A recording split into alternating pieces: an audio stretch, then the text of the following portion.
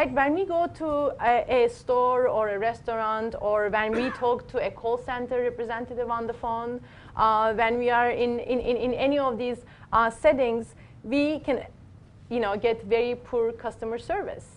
And that can bring us down as customers when we have those bad services. I personally do not take my kids to places that don't offer great jobs anymore.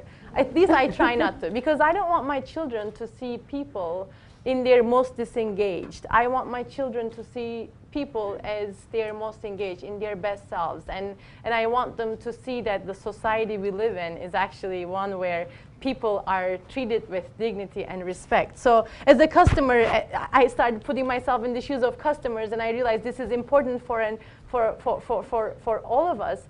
But the other thing is, I wanted to bring out the customer point of view in the book, because often when we have poor experiences at service industries, we usually blame the person who is giving us that service, right? We get mad at that cashier who can't figure out that number, the jalapeno pepper that we just bought. It's just taking them a long time to figure out what that number is, and you're thinking, how difficult can this be? But now, after reading my book, I hope people will realize, well, that person has to memorize thousands of numbers, and that person probably received a couple hours of training.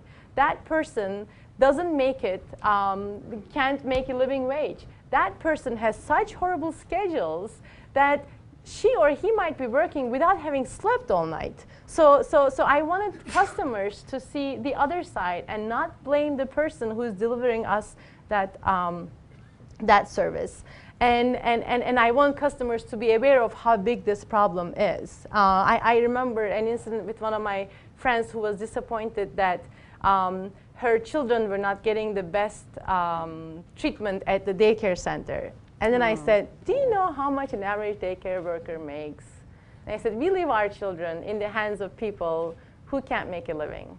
So, and she said, well, but here it must be better, right? And I said, yeah, but even if you look at like the 90th percentile, it's pretty bad.